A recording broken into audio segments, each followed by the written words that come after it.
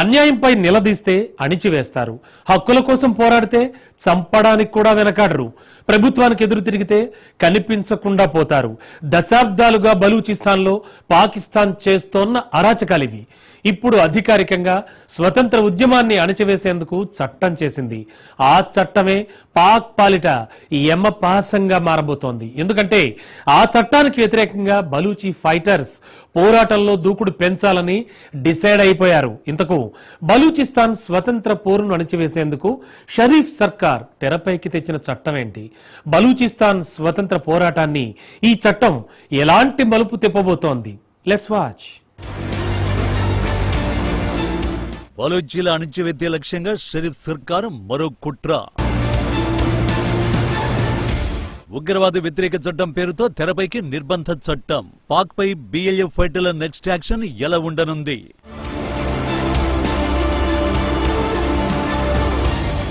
బలూచిస్తాన్, ఖైబర్ పఖ్తుంఖ్వా, సింధ్, పాక్ ఆక్రమిత కశ్మీర్ ఈ ప్రాంతాలని పాక్ తో తెగదెంపులు చేసుకుని స్వాతంత్ర్యం పొందాలని కోరుకుంటున్నవే.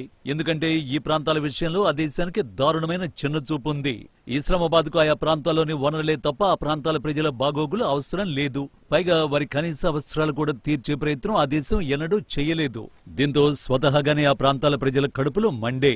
తమకు జరుగుతున్న అన్యాయాలపై నిలదీయడం మొదలుపెట్టారు. ఆందోళనలు, నిరసన ర్యాలీలతో ఇస్లామాబాద్ వరకు తమ కష్టాలు వినబడేలా గర్జించారు. ఇలాంటి సమస్యలను సామరస్యంగా పరిష్కరించే ఉద్దేశమే లేని పాకిస్తాన్ తనకు ఎదురు తిరిగిన వారిపై ప్రతాపం చూపించడం మొదలుపెట్టింది. ఉద్యమాల అణచివేత్తల కోసం నిర్బంధాలు, కిడ్నాపుల్ని అస్త్రాలుగా మార్చుకుంది. బలూచిస్తాన్లో దశాబ్దాలుగా జరుగుతోంది అదే.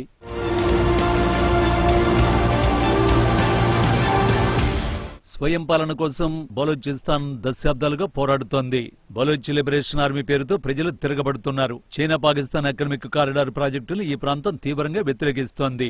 బలూచిస్తాన్లోని గ్యాస్, ఖనిజ వనరుల్ని చైనా, పాక్ దోపిడీ చేస్తున్నాయని ఆరోపిస్తూ గ్వాదర్ పోర్ట్, ఇతర ప్రాజెక్టుల అభివృద్ధిలో చైనా పాలుపంచుకుంటున్న నేపథ్యంలో ఆ ప్రాజెక్టులే లక్ష్యంగా దాడులు చేస్తోంది.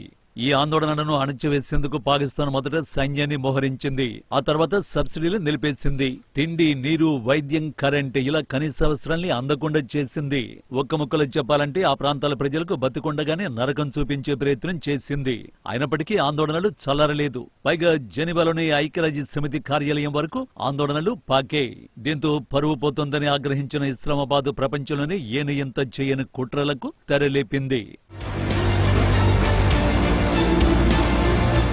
ఇక్కడ ఆందోళనకారుల చేతుల్లో కనిపిస్తున్న ఫోటోలోని అందరూ మిస్సింగ్ పర్సన్లే.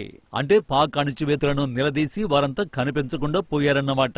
ఇదేదో ఒక్క రోజులో జరిగింది కాదు. 6 దశాబ్దాలుగా క్రమం తప్పకుండా జరుగుతూ వచ్చిన పాకిస్తాన్ అకృత్యం. ఇప్పటి వరకు అలా కనిపించకుండా పోయిన వారి సంఖ్య ఎంతో తెలుసా?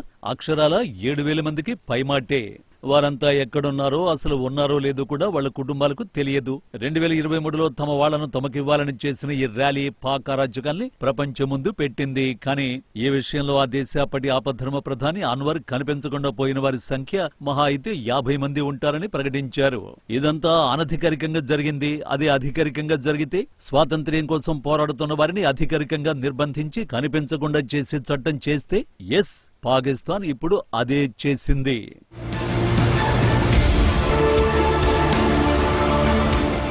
ఉగ్రవాద వ్యతిరేక చట్టం 2025 బలూచిస్తాన్ ఉద్యమకారుల్ని అణచివేసేందుకు షరీఫ్ సర్కార్ తెరపైకి తెచ్చిన సవరణ చట్టం ఇది.